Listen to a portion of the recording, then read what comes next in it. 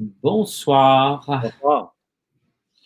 Bonsoir, je m'appelle Rémi Rabaza, je suis endocrinologue et chercheur à l'Institut de recherche clinique de Montréal et ce soir, je partage le plaisir d'animer cette session avec mon collègue Yves. Bonsoir tout le monde. Yves Robitaille, moi je suis spécialiste en médecine interne dans la région de Lanaudière, puis directeur médical au Centre de médecine métabolique de Lanaudière, clinique dédiée aux gens qui souffrent de diabète et autres. Et puis donc, ce qui nous rejoint tous les deux, Dr Robitaille et moi, c'est plusieurs choses. C'est d'abord notre pratique clinique. On voit beaucoup de patients qui vivent avec le diabète de type 1 dans notre pratique. Et puis aussi un projet de recherche qui s'appelle le projet Better, qui est clairement en évidence derrière moi, qui est un projet qui a essentiellement deux phases. La première phase, c'est d'essayer, grâce à des questions répondues par les patients, de comprendre le fardeau de l'hypoglycémie, à quel point c'est un problème pour les patients, l'influence sur la vie aussi, bien entendu, les solutions, jusqu'à quel point les nouvelles thérapeutiques, les lecteurs en continu de la glycémie, les nouvelles insulines pourraient aider les patients. Puis il y a une deuxième phase à laquelle on fera probablement allusion ce soir parce que c'est quelque chose auquel le Dr Robitaille et moi, on croit beaucoup, qui est une phase d'apprentissage en ligne où les patients peuvent avoir des conseils sur la gestion du diabète. Pas le genre de conseils que Dr Robitaille, son équipe ou la mienne, on donne aux patients de changer la dose d'insuline et ainsi de suite, mais beaucoup plus des conseils généraux sur la gestion de tout un tas de choses et entre autres des jours de maladie. Mais ce soir, même si c'est dans le contexte de cette étude-là, on est beaucoup plus là pour parler de tout ce qui est relié à la maladie, à la COVID-19 et l'implication pour le retour au travail. Oui. Quelque chose à ajouter, Yves? Oui, bien, l'inscription au registre, pour moi, est quelque chose de très important parce que, au-delà de tous les avantages que tu viens de mentionner, les avantages pour les patients, je pense qu'il y a un avantage aussi au niveau de la communauté de gens souffrant du diabète parce que ça va nous permettre, si tout le monde s'inscrit ou le plus grand nombre possible de gens s'inscrivent, ça va nous permettre d'avoir une meilleure idée du tableau, du portrait du diabète de type 1 au Québec, qui est quand même quelque chose qui actuellement est, je dirais, méconnu. Puis, en ce qui concerne la soirée, moi, je pense qu'elle était essentielle parce que depuis les annonces de déconfinement au niveau provincial qui viennent jour après jour, on sent chez nos patients une tension de plus en plus grande par crainte, par incompréhension. Donc, il y a de la crainte d'attraper la maladie ou d'être mal protégé, où on entend servir de cobaye et autre chose du genre. Donc, je pense que c'est important qu'on s'assoie et qu'on fasse le point sur tout ça. Et donc, le principe ce soir, c'est vraiment de parler des choses qui sont spécifiques au diabète de type 1. Vous verrez avec Dr Robitaille, on va souvent dire qu'il y a des choses qu'on ne sait pas ou qui sont encore beaucoup dans la subtilité, là, parce qu'effectivement, le gouvernement a beaucoup parlé des gens qui avaient des maladies chroniques et du diabète comme étant un facteur de risque et ainsi de suite. Donc, juste pour mettre la table, il y a déjà des petites choses qui nous sont demandées là.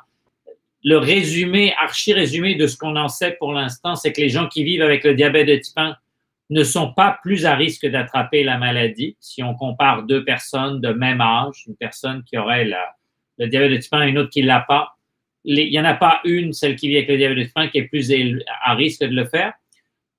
Si jamais on l'a, la maladie, malheureusement, développer des complications, là, les choses sont plus compliquées et au moins, les patients qui vivent avec le diabète de type 1 le savent, juste gérer les taux de sucre, les glycémies, dans un contexte d'infection où on ne sait pas bien si on va manger, où on peut avoir la nausée, où la fièvre et l'infection peuvent faire très rapidement monter les glycémies. Juste ça, on s'entend que c'est certainement pas différent dans la maladie de la COVID-19 que ça pourrait l'être dans le classique influenza de l'hiver.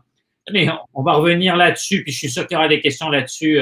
J'en ai vu une ou deux là, qui commencent à rentrer. Là, sur le fait qu'il y a les pays les plus en avance sur nous, si j'ose dire, la Chine, l'Europe, peuvent donnent des portraits contrastés qui vont il n'y a pas vraiment de risque plus important chez les patients diabétiques au-delà de la glycémie à il y a peut-être un risque plus important. On a beaucoup relu avec Dr Robitaille là-dessus. Donc, Yves, je vais commencer avec une des premières questions qui rentre là, que je vois là, c'est je vis avec le diabète de type 1. Est-ce que c'est sécuritaire pour moi de retourner au travail? Je pense que c'est la question la plus importante, puis probablement que de répondre à cette question-là va permettre de faire le tour de l'ensemble des questions, ou presque. Je pense que la meilleure réponse qu'on puisse donner par rapport à ça, c'est ça dépend vraiment, ça dépend d'un ensemble de facteurs. Juste pour enchérir sur ce que tu as dit tantôt, on a actuellement, on parle de diabète qu'on inclut souvent dans le même bucket, diabète type 1, diabète type 2. Dans mon esprit, ce sont deux maladies totalement différentes qui ont des points en commun, l'hyperglycémie, les complications. Mais le genre de population chez qui on retrouve une maladie ou l'autre sont totalement différentes. Les complications qui sont associées sont pas tellement différentes, mais sont plus prévalentes, plus présentes chez les gens qui ont un diabète de type 2.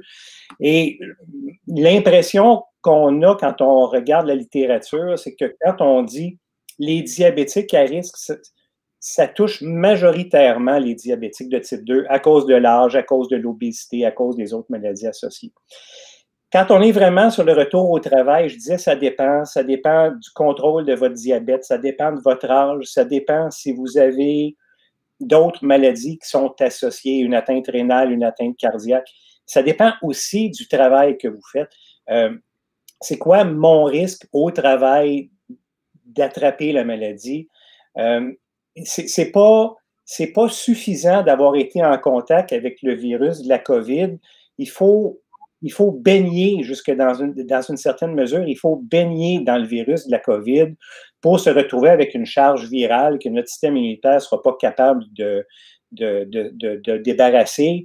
Puis c'est ça qui va conduire à la maladie. Donc, il y a énormément de facteurs. Probablement que pour la majorité des gens, le retour au travail est quelque chose de sécuritaire. Je pense que vous devez le discuter avec vos professionnels les professionnels qui vous suivent pour votre diabète. Je ne sais pas, Rémi, si tu as une vision différente de la chose. Non, tout à fait. Je suis un peu la même chose. Puis là, je vois tout de suite, c'est parti, Yves. Donc, on va essayer de répondre. Puis je suis parfaitement d'accord avec toi. Je pense que les gens qui vivent avec le diabète de type 1 sont tannés d'être mélangés avec les gens qui ont le diabète de type 2. Puis, un des facteurs auxquels tu as fait allusion, qui est un grand facteur de différenciation dans le risque d'évolution défavorable, si jamais on attrape la maladie. Quand j'entends par évolution défavorable, c'est le risque de devoir aller à l'hôpital.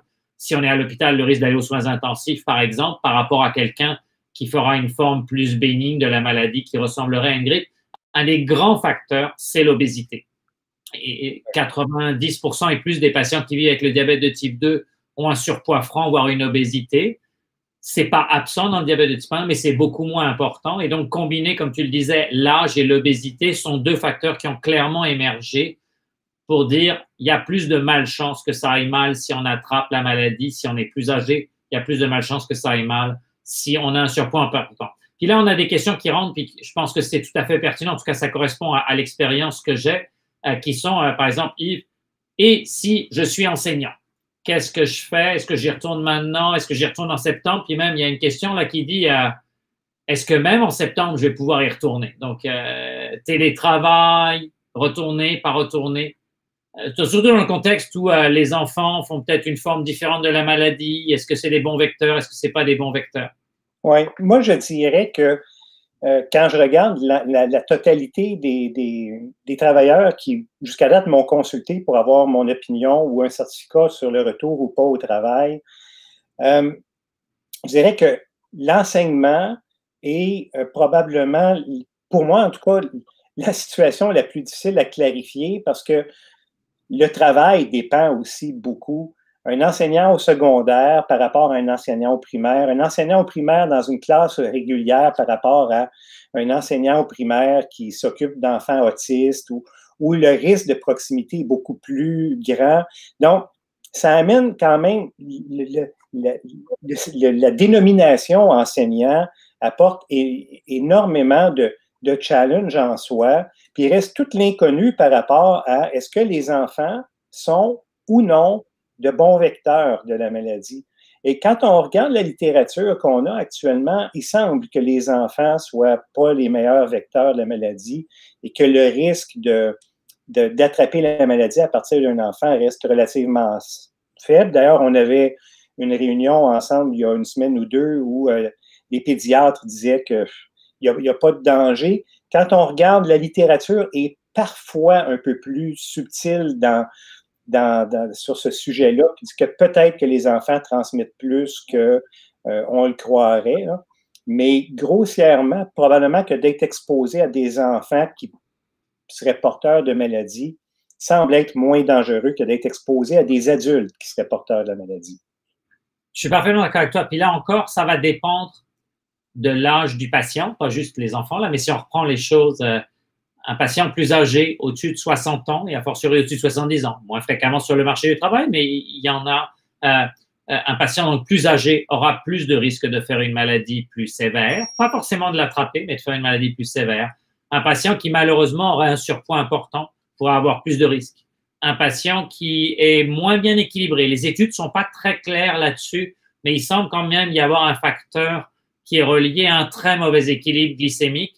Basé sur la littérature des autres maladies, c'est à peu près aux alentours de 9% d'hémoglobine glyquée et en montant qu'on augmente significativement le risque d'infection virale et bactérienne ou d'évolution défavorable de ces infections virales et bactériennes. On ne parle pas de la COVID ici, mais d'expérience des maladies et ainsi de suite. Donc, comme tu le disais, non seulement les enseignants, c'est pas la même chose pour tous les enseignants, mais en plus, tous les patients sont différents. Il y a plein de questions qui tombent aussi sur une autre catégorie de professionnels, de profession, c'est les professionnels de la santé. Est-ce que si je suis infirmier, infirmière, médecin, est-ce que je devrais juste faire du télétravail, aller à l'urgence, pas à l'urgence? Puis là, je pense que pour commencer le début de la réponse, Yves, je pense que c'est la même chose. Ça sera très différent dépendant de l'âge du patient, des complications, du degré d'équilibre glycémique. Mais qu'est-ce que tu conseillerais à un patient, mettons une profession fréquente, infirmière, infirmier? Mais moi, personnellement, je crois que si on a des infirmiers et infirmières, c'est pas la meilleure idée du monde de les mettre au front dans des endroits où ils sont à haut risque d'exposition à la COVID. Donc là, actuellement, on parle des CHSLD, mais on parle aussi des urgences, on parle des unités de soins intensifs. Ceci étant dit, ce sont aussi les endroits dans un hôpital où on est probablement le mieux protégé parce que les équipements de protection sont là, sont disponibles. Et encore une fois, si la rigueur est là dans l'utilisation des mesures de protection, le niveau de protection est adéquat. Il n'en reste pas moins que quand on regarde la publication de l'INSPQ, l'Institut de santé publique du Québec, qui remonte au 22 avril dernier, pour les travailleurs de la santé, la recommandation, c'est d'éviter du travail de proximité. Donc, si on est capable de garder le fameux 2 mètres d'un patient ou d'un client, si on est capable de porter le masque, tout ça, ça semble être sécuritaire, mais on évite, dans la mesure du possible, le travail au front avec un contact de proximité avec des gens qui sont soit infectés de la COVID ou soit suspectés d'être infectés de la COVID. Je pense que c'est la meilleure façon de le faire. J'ai quand même, depuis le début de cette histoire-là, quelques patients diabétiques qui sont restés au front, mais qui sont excessivement prudents dans chacun des gestes qui sont posés. Donc, encore là, moi, je pense que ça reste... J'ai vécu exactement la même chose. D'ailleurs, il y a 2 études qui ont été publiées cette semaine qui sont intéressantes là-dessus, qui se sont intéressées à la surreprésentation des professionnels de la santé parmi les gens malades. Là, c'est souvent presque 20% des gens malades en âge de travailler, là, pas de toute la population, qui sont là-dedans. Et de façon intéressante, il y avait une étude chinoise et une étude en Hollande. Et les 2 études retrouvaient la même chose, qui était que c'était pas tant les patients, les personnels de la santé, c'était pas tant contaminés au contact des patients où ils font très attention, mais qu'entre eux. Et il y a une autre étude, je sais que l'NSPQ a fait une enquête sur quelques pharmacies où il y a eu ça, et c'est vraiment entre collègues de travail où on baisse la garde. On va pas faire le tour de tous les emplois possibles, mais il y avait une question aussi sur un CPE, quelqu'un qui travaille dans un CPE. Je vis avec le diabète de type 1, je travaille dans un CPE.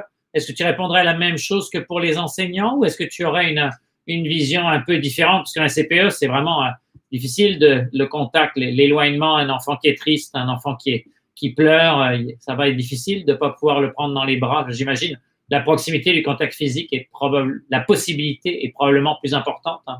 Oui, en fait, je pense que d'empêcher dans un CPE les contacts physiques, c'est quelque chose qui est impossible.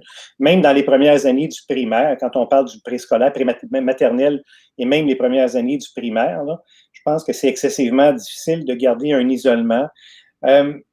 moi, je pense que dans des situations comme celle-là, je pense que quand on n'est pas sûr, ce qui prévaut, c'est d'appliquer le principe de précaution.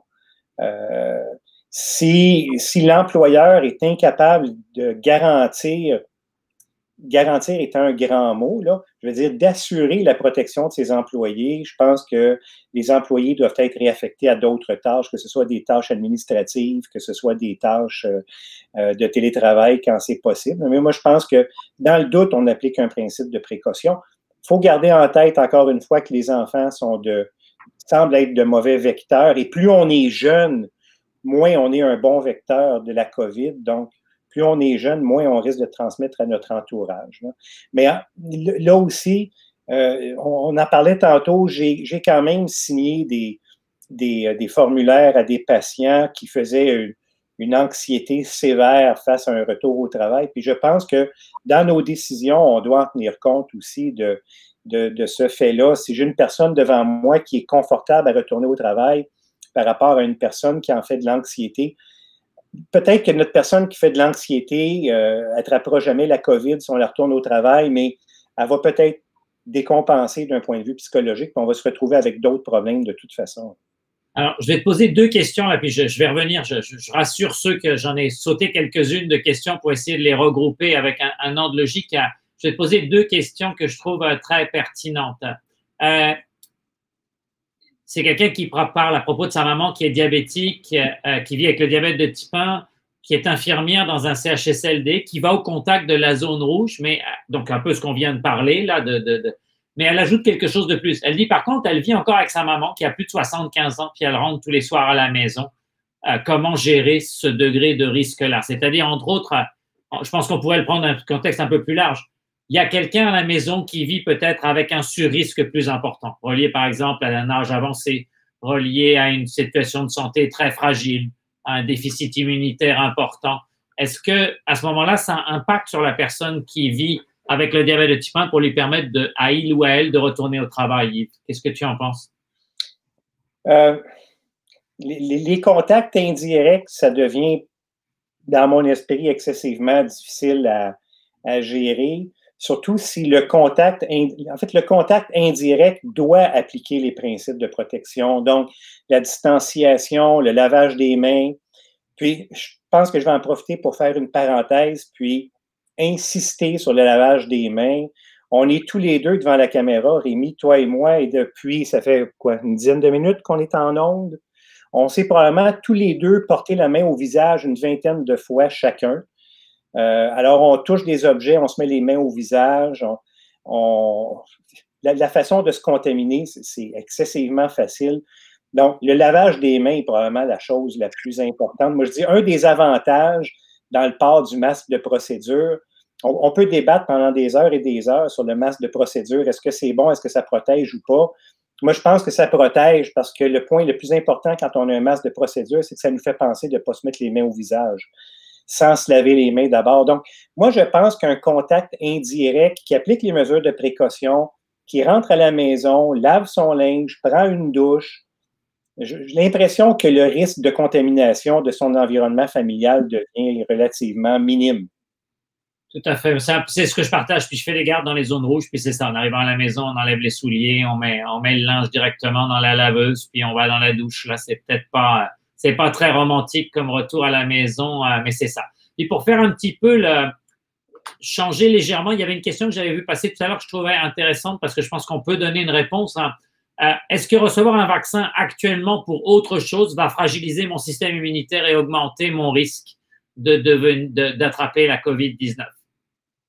Ben, c'est une excellente question, mais pas que je sache. Non. J'ai rien vu là-dessus, puis par le mécanisme de fonctionnement des vaccins, s'il y a quelque chose, au contraire, on pourrait peut-être stimuler de l'immunité croisée. Peut-être, là, je ne veux pas dire que c'est le cas pour tous les vaccins, là, mais des fois, quand on crée une réaction du système immunitaire, on augmente un peu la vigilance à n'importe quel agresseur. Donc, je ne serais pas inquiet d'augmenter mes chances d'attraper la COVID. Puis, je pense que pour tourner un peu autour de ça, même si je pense qu'on va y revenir dans d'autres questions après, là, il y a quelqu'un qui me dit, par exemple, moi, là, je suis dans la jeune cinquantaine, je vis avec le diabète de type 1, j'ai pas de problème de poids, j'ai pas d'autres maladies, j'ai pas de complications. Mais quand je lis les documents de la santé publique, j'ai l'impression que je suis plus à risque. Puis quand je vous écoute, j'ai pas l'impression qu'il y a un risque très important. Puis relié à cette question-là, il y a quelqu'un qui a vu une étude en Grande-Bretagne là qui l'a inquiété là. Donc en gros, est-ce que quelqu'un qui a un diabète de type 1 sans complications, sans surpoids important, d'âge moyen là, dans la cinquantaine, est-ce que c'est quelqu'un qui est à risque ou pas à votre avis, docteur Butaille? Probablement pas plus à risque de complications que quelqu'un qui ne souffre pas de diabète type 1. Encore une fois, moi, c'est une des choses que j'allais dire que je reproche aux organismes qui émettent des recommandations. Puis c'est dur de reprocher parce que le plus bel exemple que je donne, c'est qu'il ne faut pas oublier que dans le cas de la COVID, on construit l'avion pendant qu'il vole. Donc, on rajoute des morceaux au fur et à mesure qu'on a de la nouvelle information sur comment faire voler l'avion. Donc, c'est difficile. Puis encore présentement, même si ça fait déjà quelques mois qu'on a la COVID présente au Québec, on en apprend encore sur cette maladie-là. Mais actuellement, le problème, c'est qu'on met dans le même panier autant les gens qui ont un diabète type 1 bien contrôlé, sans autres maladies associées, avec des gens qui ont un diabète type 2 mal contrôlé, avec d'autres maladies associées. Puis on dit le diabète en tant que tel est un facteur de risque. Puis l'INSPQ a dit diabète mal contrôlé, nécessitant un suivi régulier, nécessitant une hospitalisation. Je pense que ce qu'il faut comprendre de ça, c'est que nos patients qui ont une hémoglobine glyquée qui est près de la cible, les diabétiques type 1, sans complications associées, sont probablement pas plus à risque que le restant de la population. Mais quand on parle de diabète compliqué nécessitant un suivi régulier, c'est pas celui qu'on voit 3 fois par année parce que ça va bien. C'est celui qu'on relance aux 2 semaines, au mois, parce que son diabète est dur à contrôler, puis il nous fait des hyperglycémies, des hypoglycémies monstres. Je suis plus inquiet de ce patient-là que de mon patient d'une 50aine d'années qui va très bien et qui a toujours des hémoglobines qui dans les cibles. Donc, les recommandations sont un peu difficiles à suivre parce qu'elles sont insuffisamment détaillées, insuffisamment nuancées, puis probablement par un manque de connaissances ou un désir des gens qui font les recommandations de ne pas s'avancer trop loin dans le détail. Un peu en dehors du sujet de ce soir, mais je trouve ça intéressant parce que le fait qu'un ou une patiente pose cette question-là, ça montre bien. Quelqu'un qui nous écrit en disant mon médecin il m'a dit que j'étais plus à risque de complications. Ça veut dire quoi être plus à risque? Est-ce que c'est 1%, 30%? Puis à l'évidence, je crois que ça va être important que nous on explique que c'est pas toutes les complications. Donc généralement, on a, et tu compléteras si tu as l'impression, Yves, dans le diabète, on a 2 grands groupes de complications. Les complications aiguës, celles qui mettent quelques minutes, quelques heures à apparaître, et la principale, c'est l'hypoglycémie. Là. Il peut aussi y avoir l'hyperglycémie. Là, donc, c'est des choses qui s'installent rapidement, à un horizon de quelques jours maximum. Il y a les complications chroniques. Et là, on fait 2 autres petits groupes dans les complications chroniques. Il y a celles qu'on appelle des petits vaisseaux. C'est l'atteinte des yeux, l'atteinte des reins, l'atteinte des nerfs. Il y a celle des gros vaisseaux, le cœur, par exemple, les vaisseaux du cœur. Et ça va être impossible de répondre si c'est 1 ou 30% parce que ça dépend de l'âge, ça dépend du sexe, ça dépend beaucoup du degré d'équilibre glycémique sur le long cours, vraiment le long cours. Là, on parle à longue durée, mais par exemple, 2% d'hémoglobine glyquée de différence sur 10 ans, pour les yeux, ça peut faire 80% de différence entre l'apparition d'une petite complication ou la progression d'une petite complication vers une grosse complication versus rien du tout. Donc, c'est très, très dépendant de facteurs aussi comme l'hypertension artérielle, le cholestérol qu'on traite d'une façon très agressive, la présence ou l'absence de tabagisme. Et donc, là encore, je pense que ça peut être frustrant pour certains d'entre vous qu'on réponde un peu comme le risque d'attraper la COVID ou le risque d'évolution défavorable est très individuel, mais c'est très, très vrai que c'est important. Mais je pense que du point de vue du patient, un des meilleurs investissements, c'est le bon contrôle du diabète, mais sans virer fou avec ça non plus. Là, il y a des patients qui, avec énormément d'efforts, vont atteindre 7,5% d'hémoglobine glyquée et ça sera parfait. Puis il y en a d'autres qui, avec peut-être un peu moins d'efforts, vont être capables d'atteindre un petit peu moins. Donc, je trouvais ça intéressant d'avoir quelqu'un qui s'inquiète beaucoup par rapport au risque de complications. Est-ce que tu compléterais ça d'une façon ou d'une autre, Yves? Mais moi, j'avais l'impression, j'ai lu la même question, que cette personne-là fait référence à un risque de complication de la COVID. Ah! Ben alors ça, c'est très lié à l'autre question qu'il y avait sur l'étude en Grande-Bretagne. En d'autres termes, est-ce que si j'attrape la COVID, tu as raison, peut-être que j'ai mal compris la question là, si j'attrape la COVID, quel est le risque le plus important? Alors, il y a plusieurs études, certaines en Chine, sur des tout petits nombres de patients avec le diabète de type 1, qui rapportaient quelques cas d'acidocétose. Donc ça, c'est les hyperglycémies importants avec des corps cétoniques qui nécessitent une hospitalisation, une réhydratation, de l'insuline intraveineuse et qui, dans de rares cas, peuvent vraiment évoluer d'une façon très défavorable avec un besoin d'aller aux soins intensifs et ainsi de suite. Après ça, il y a eu des études françaises. Là, on n'était plus dans la dizaine de cas, on était dans le quelques dizaines de cas qui ont dit qu'eux ne voyaient pas vraiment de risque important. Et puis, la semaine dernière, il y a eu la publication de 2 études avec des nombres gigantesques anglaises qui sont ce qu'on appelle des études avant publication. C'est-à-dire que les auteurs ont jugé que les résultats étaient assez importants pour les rendre publics, mais ça n'a pas encore été révisé par les pairs. Et là, c'est des grandes banques de données. Donc, pour prendre un exemple très québécois, c'est comme si dans la banque de données de la RAMQ, il y avait vraiment un diagnostic précis, ce qui n'est pas le cas. On ne peut pas savoir si les gens ont le diabète de type 1 dans la banque de données de la RAMQ, mais admettons que ce soit bien mis et bien fait. Et là, ils ont regardé en Grande-Bretagne si les gens avaient été hospitalisés ou pas. Et en gros, ce qu'ils ont trouvé, c'est que oui, là, ils rapportent un risque qui est très différent de l'étude française, sur des nombres de patients très différents, et plus il y a de patients généralement, plus on a de capacité à voir des choses.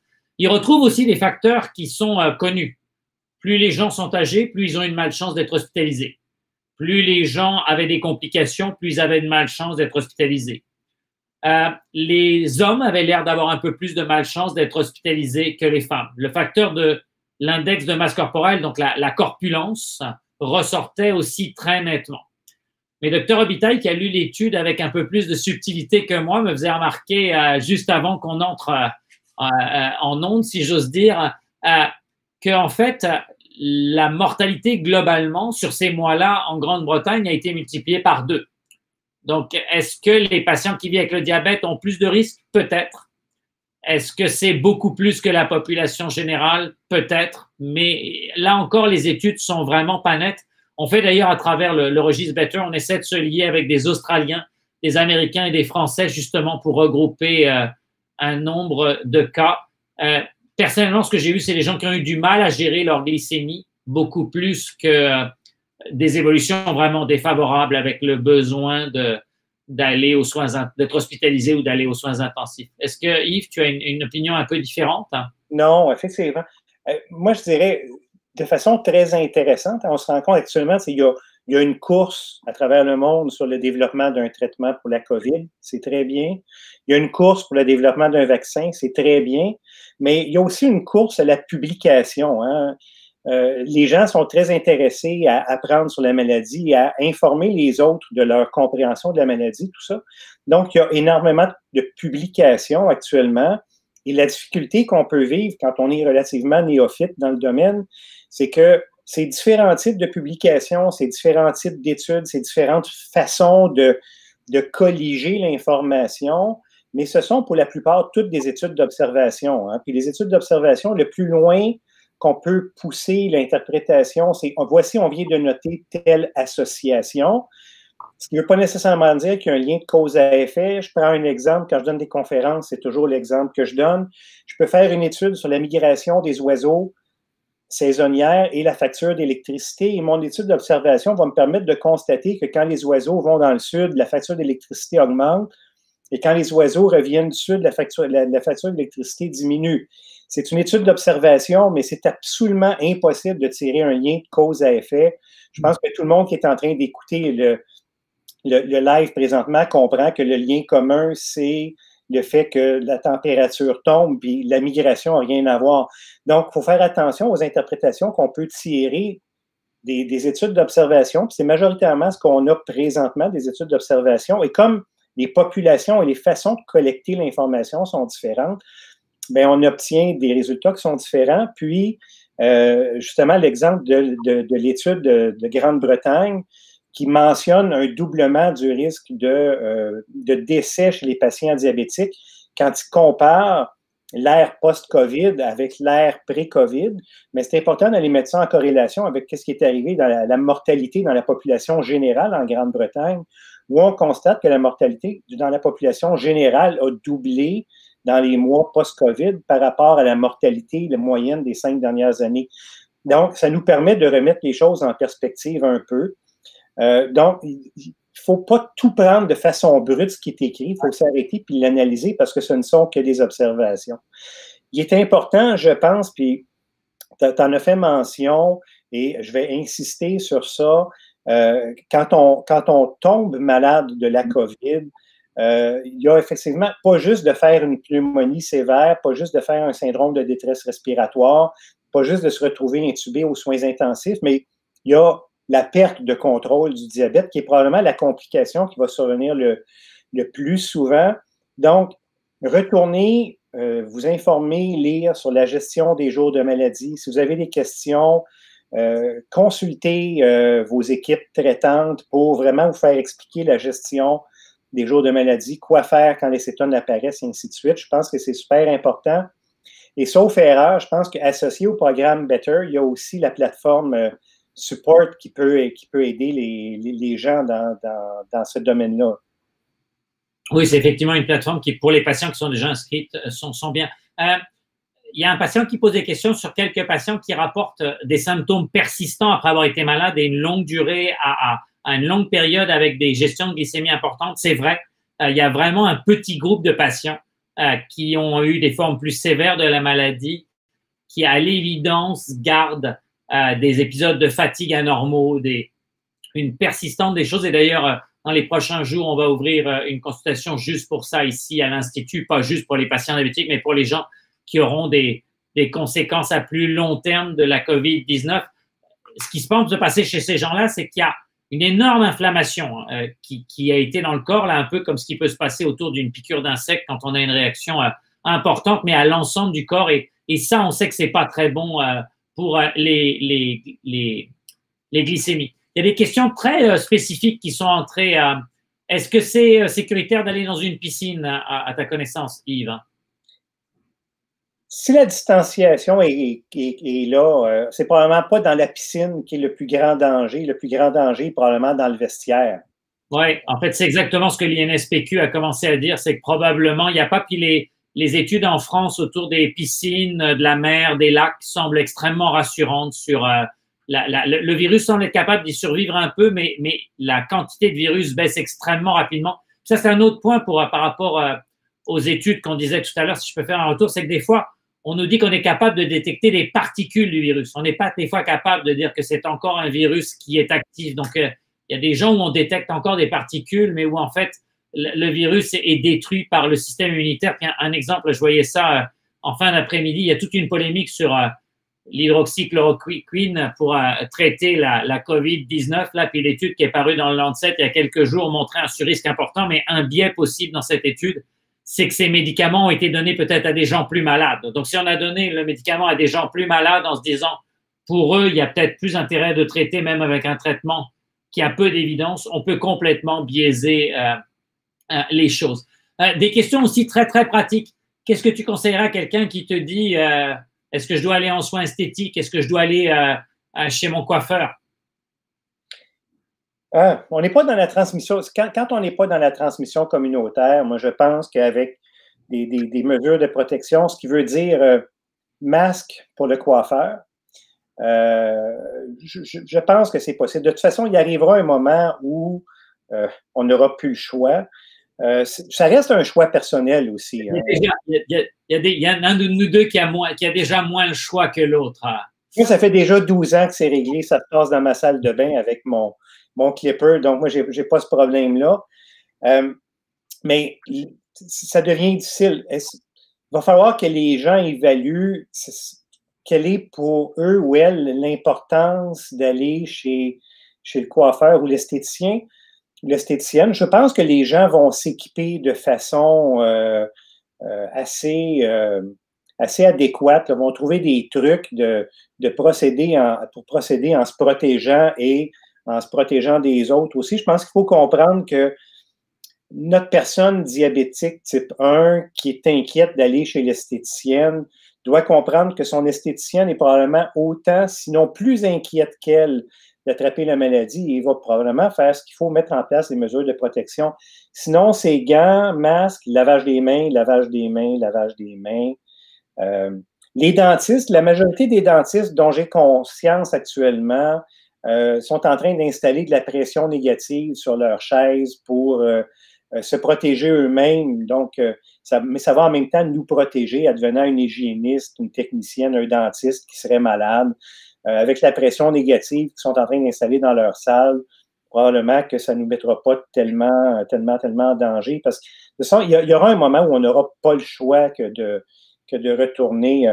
Moi, ma conjointe voudrait bien que je lui coupe les cheveux, mais jamais j'oserais. Donc, elle va soit vivre avec ses cheveux gris ou à un moment donné, accepter le risque et se laver les mains quand elle va sortir de chez la coiffeuse. Deux questions où on voit là.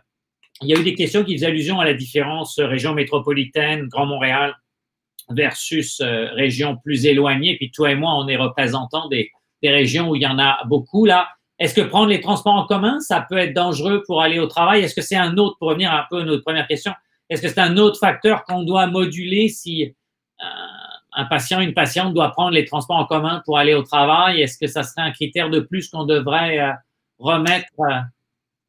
Je ne sais pas pour toi, mais j'ai eu à répondre à cette question-là avec un de mes patients pas plus tard qu'hier. Puis moi, je le tiens en compte. Et puis, évidemment, c'était du transport en commun à Montréal. On ne parlait même pas de la banlieue. Moi, je pense que tant que la transmission communautaire va rester élevée, et c'est toujours le cas actuellement sur l'île de Montréal, je pense que les transports en commun doivent être évités par les gens qui sont le plus à risque ou voyager en dehors des heures de pointe. Bref, quand on pense que le 2 mètres ne sera pas possible d'être tenu, je pense que c'est mieux d'être prudent.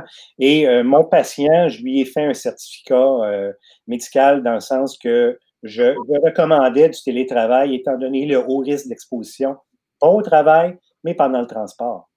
Oui, puis c'est des fois difficile là, parce que je vois là, il y a un des dons que je connais là, c'est quelqu'un qui peut pas travailler en télétravail là, c'est quelqu'un qui a des activités de manutention au travail et donc le type de travail aussi influence la capacité de pouvoir faire les choses. Il y a une question que je trouve intéressante sur comment être en contact avec son équipe de soins là. Est-ce que tu recommanderais à un patient d'aller faire ses prises de sang en ce moment? Est-ce que tu vois des patients au bureau ou est-ce que tu fais de la téléconsultation? Nous, actuellement, la clinique, on est 100% en téléconsultation. Je limite les prises de sang le plus possible. De toute façon, les patients n'ont pas accès. Les patients se font refuser dans les centres de prélèvement sous prétexte que les analyses sont pas importantes, elles sont pas urgentes, je veux dire. Et la majorité pour dire la quasi-totalité de mes patients qui ont diabétiques de type 1 ont une technologie de mesure du glucose en continu, que ce soit le Libre ou le Dexcom. Et comme ces deux technologies-là nous fournissent quand même une hémoglobine glyquée estimée, pour moi, ça me dispense, du moins temporairement, de la nécessité d'avoir une hémoglobine glyquée de laboratoire, d'autant que pour toutes sortes de raisons qui occuperaient bien plus que la prochaine demi-heure, je pense que les hémoglobines glyquées estimées sont un meilleur reflet du contrôle diabétique que ce qu'on mesure au laboratoire. Donc, je me passe de laboratoire. Par contre, je demande à mes patients de télécharger, et on a développé toute une procédure, donc de télécharger leur lecteur de glycémie capillaire, parce que je ne peux pas travailler avec, ça varie entre 5 et 8.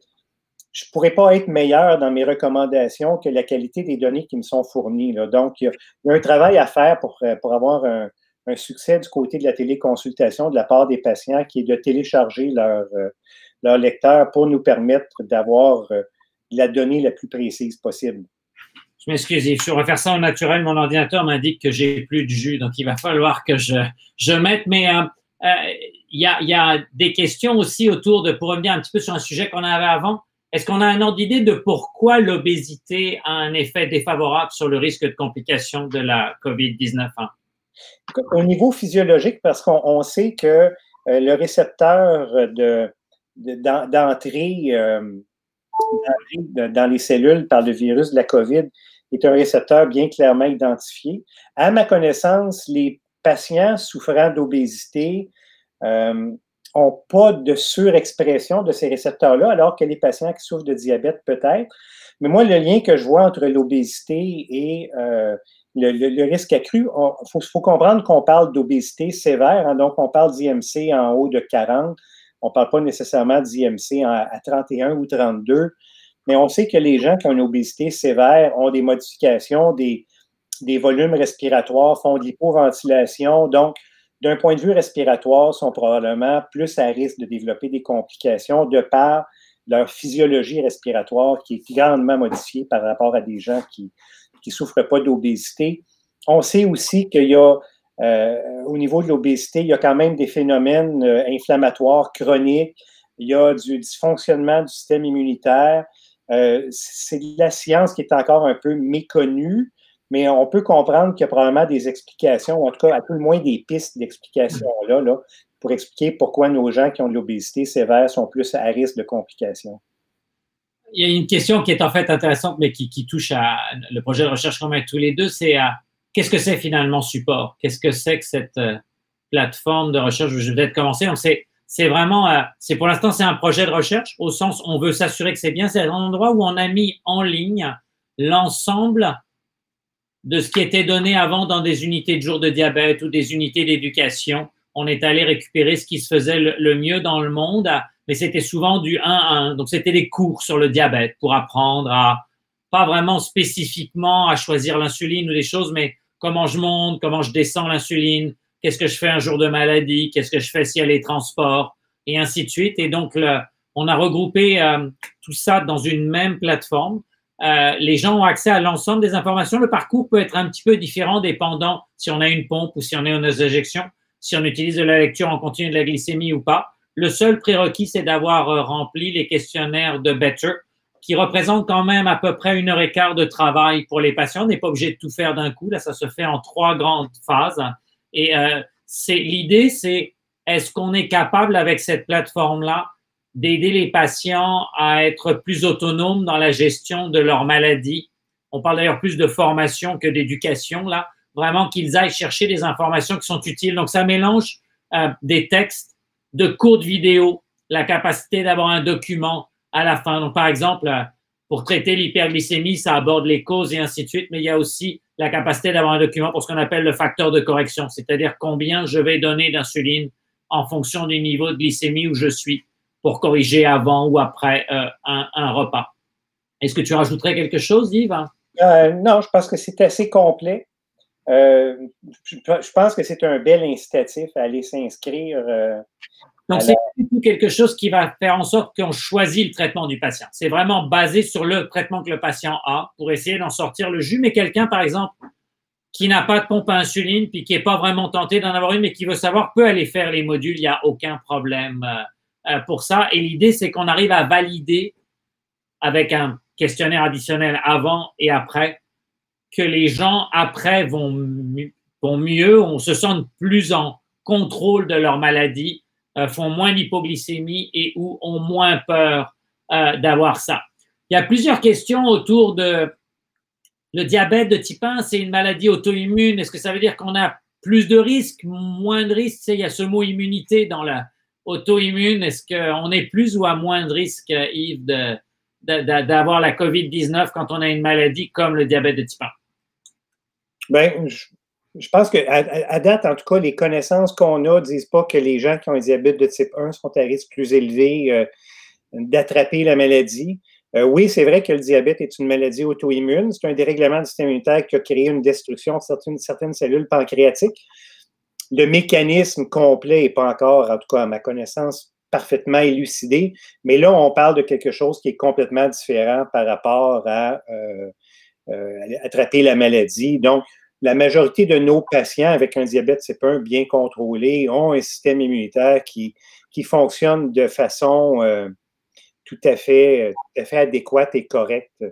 Et pour ce qui est de développer une forme sévère de la maladie, là, donc c'est hospitalisation, séjour aux soins intensifs, intubation et autres, On comprend encore pas trop, même en dehors de la population qui souffre de diabète, on comprend encore pas trop qui et pourquoi et comment on se retrouve avec une forme sévère de la maladie. Et je pense que chez nos patients diabétiques, je pense que quand le contrôle est bon, on doit les considérer de la même façon que la population générale, ce qui ne veut pas dire. Donc, on ne dit pas qu'ils n'ont absolument aucun risque s'ils attrapent la maladie.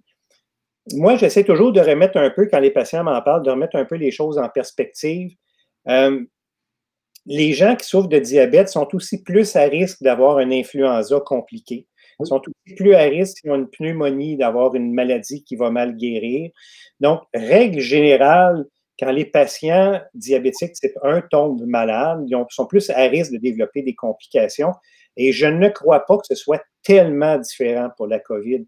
La grande difficulté venant du fait que nos connaissances sur cette maladie-là sont encore très parcellaires. Je vais essayer on va essayer de faire des réponses puis des questions un petit peu plus courtes. Il y a quelqu'un qui nous disait, un autre cas, là, c'est moi, je vis avec le diabète de type 1, mais malheureusement, en plus, j'ai un cancer. Est-ce que ça change mon degré de risque? J'aurais tendance à répondre, ça dépend si le cancer est guéri, déjà traité, probablement pas. Pour les gens qui sont en cours de traitement d'un cancer, qui, par exemple, malheureusement, reçoivent en particulier de la chimiothérapie, là, il y a probablement un risque un petit peu plus élevé, parce que la chimiothérapie va compromettre l'immunité et favoriser d'une façon générale l'ensemble des infections. Il y a une question très spécifique qui est en dehors de la COVID-18. Si je vis en Ontario, est-ce que je peux m'inscrire à Better? Pas pour l'instant, mais on espère un jour s'étendre au reste du Canada. Better, pour l'instant, est réservé aux gens du Québec, au sens que l'accès aux médicaments, le remboursement est très différent, et c'est de ça que c'est parti là-dessus. Oh, je ne m'attendais pas à avoir j'étais surpris de ne pas avoir de questions là-dessus. Je ne sais pas si tu vois, il y a une question qui est rentrée, Yves, sur mes enfants. Là. Je suis un parent de quelqu'un qui vit avec le diabète de type 1. Mon enfant peut-il aller à l'école, à la garderie, au camp de jour, ou est-ce que je dois les garder à la maison? Là, la question est posée par un parent qui vit avec le diabète de type 1 et de savoir si l'enfant va être un vecteur pour ramener la maladie à l'école, mais on pourrait aussi le penser à l'inverse. Une question qui est difficile, je dirais, avec de façon brute, avec les connaissances qu'on a, je pense que cet enfant-là peut aller à la garderie. On s'entend pour dire que, règle générale, les enfants sont de mauvais vecteurs de la maladie. Donc, les chances que la maladie soit ramenée à la maison sont relativement minces. Et encore là, même si ça devait arriver, ce n'est pas gage d'une évolution qui est défavorable. Il faut mettre dans la balance aussi tout ce que ça implique de garder un tel enfant à la maison en termes de réorganisation, travail, famille et autres. Donc, je pense que c'est des situations qui méritent d'être discutées, mais il faut vraiment prendre l'ensemble du tableau avant de faire une recommandation. On arrive à la fin, là, mais il y a quelqu'un qui me dit, j'ai des prises de sang bientôt, est-ce que je porte le masque, est-ce que j'y vais ou pas? Moi, je vous conseillerais de communiquer avec votre équipe de soins, un peu comme Dr Robitaille. C'est très rare les patients où j'ai besoin des prises de sang, mais il peut y en avoir. Par exemple, on peut avoir un problème rénal avancé, un problème de thyroïde qui n'est pas bien contrôlé, où là, la prise de sang va être utile, mais si vous y allez, oui, le masque, oui, sur rendez-vous. Une autre personne qui dit, ça fait plusieurs années que j'arrive pas à bien m'équilibrer, mais là, l'anxiété monte beaucoup parce que je travaille au contact du public. Quoi faire? Moi, je dirais que c'est un bon moment pour essayer de trouver ce qui fait qu'on n'arrive pas à bien être équilibré. Je sais que c'est pas facile et c'est pas du tout un jugement de valeur, mais améliorer l'équilibre du diabète est un bon investissement pour de multiples raisons. Ça doit pas être une dictature. Là, il y a des fois, il faut savoir accepter qu'il y a des glycémies plus hautes, plus basses. Mais c'est un bon investissement pour les yeux, les reins, les nerfs, le cœur, alouette, mais aussi la COVID-19 probablement, les quelques études qui sont là. Donc, je vais essayer de faire… Vas-y Yves, puis après ça, je fais un petit résumé. Pendant que tu écris, je vais prendre 2 minutes parce que j'ai vu quelques questions passer sur est-ce que je dois porter un masque ou… Ah oui. Il y a une compréhension qu'il faut savoir, le masque est beaucoup plus important pour protéger les autres que pour vous protéger vous-même. J'ai apporté un masque. Puis je veux juste prendre 30 secondes pour vous expliquer qu'un masque, ça se manipule uniquement par les élastiques. On le met en place, on l'installe, on écrase la bandelette de métal et on n'y touche plus. C'est terminé. On ne le descend pas pour parler à quelqu'un. On ne l'enlève pas pour prendre une gorgée d'eau. S'il y avait du virus sur le masque, vous l'avez maintenant sur les mains et dans 30 secondes, vous allez l'avoir dans les yeux et dans le nez. Donc, on met un masque, on n'y touche plus. Si on doit enlever le masque, on se lave les mains avant, on enlève le masque, on se lave les mains après. Tout à fait. Puis moi, j'ai l'impression que si à l'hôpital, avec toutes ces solutions de gel hydroalcoolique, là, si ça rentre dans la peau, là, moi, je vais finir avec la cirrhose et puis ça va mal aller. Donc, en résumé, il y a beaucoup de choses qu'on ne sait pas. Les gens avec le diabète de type 1, un peu comme dans plein d'autres cas pour la COVID-19, sont mélangés avec des gens qui ont probablement un risque beaucoup plus élevé, le diabète de type 2, parce que plus âgés, parce qu'avec plus d'obésité, parce qu'avec plus de complications en moyenne. Ça n'exclut pas qu'il y ait quelques patients avec le diabète de type 1 qui aient plus de risques et c'est très individuel. Vous avez vu avec Dr Robitaille comment on a essayé de voir les choses, mais on essaye de rentrer dans des aspects qui vont être de mieux comprendre. On a dans Better une étude spécifique sur la COVID-19 où clairement, beaucoup d'entre vous, j'ai regardé les chiffres de façon très superficielle hier soir, on sent qu'il y a quand même plus d'anxiété, on sent qu'il y a un peu plus de glycémie élevée, on sent que des fois, c'est un peu plus difficile et que le retour au travail, là, le retour à l'école des enfants ou l'absence de retour à l'école des enfants crée différentes formes d'anxiété. On a vu avec Dr Robitaille que vous êtes nombreux. Je veux juste finir là-dessus. Effectivement, l'étude Better, nous, c'est une façon de prendre le pouls et d'avoir les choses. Pour vous donner un bon ordre d'idée, l'INES, qui recommande au gouvernement de rembourser ou pas les choses, s'intéresse à nos données, ce qui est probablement une des meilleures indications qu'il y a un poids. Vous êtes déjà plus de 1100 et on tient vraiment à vous remercier. Puis avec Yves, on voudrait surtout remercier les petites mains qui sont derrière tout ça. Dr Brazo, qui est la co-investigatrice avec moi principale, et puis plusieurs médecins au travers du Québec, mais surtout des petites mains encore plus importantes. Et pour ce soir, Catherine Leroux et Delphine Bouchard qui nous ont réglé tout un tas de problèmes techniques que je pense j'aurais jamais réglés. Et on apprécie énormément cette façon un peu pas complète de direct de contact avec vous, mais cette façon de contact est très, très appréciée. J'espère pas avoir oublié trop de questions. Là, il y en a vraiment eu beaucoup. Oui. Et puis, si vous l'exprimez, le besoin, je pense qu'on en refera. C'est quelque chose où on est content de pouvoir échanger avec vous sur ce qu'on sait, mais aussi sur ce qu'on ne sait pas. Yves, le mot de la fin? Quand je regarde la vitesse à laquelle les questions défilent à droite de l'écran, je pense qu'on a généré un grand intérêt. Je pense qu'on a généré aussi beaucoup de questionnements de la part de notre communauté. Moi, je suis content de cette participation-là du monde, puis je suis un peu déçu qu'on n'ait pas réussi je parle trop, qu'on n'ait pas réussi à répondre à toutes les questions. Je ne vais pas m'engager pour toi, mais moi, je pense que si on faisait une phase 2, c'est très, très apprécié de la part de notre communauté. Moi, je demeure disponible pour ça. Probablement. Échanges, hein. Je peux dire à tous les patients, les conjoints, les proches des patients qui ont posé des questions, ça va certainement, les questions que vous avez posées, influencer la façon dont nous, on va surveiller l'impact de la maladie avec la COVID-19 sur la communauté. Vous avez sur la page web du site Better une petite section qui est destinée, sur laquelle on essaye de vulgariser les grandes données sur la COVID-19. Toujours regarder en haut de la page la date à laquelle on a publié parce que les choses peuvent évoluer rapidement pour ça. On vous remercie un peu. On a légèrement dépassé du temps. Puis on est extrêmement reconnaissant que vous ayez pris du temps pour venir nous écouter. Là, c'est très, très valorisant pour nous et c'est très stimulant à continuer à réfléchir et à lire sur l'impact que cette maladie a inévitablement sur tout le monde, mais l'impact spécifique sur les gens qui vivent avec le diabète de type 1. On vous souhaite une bonne fin de soirée. Bonne soirée.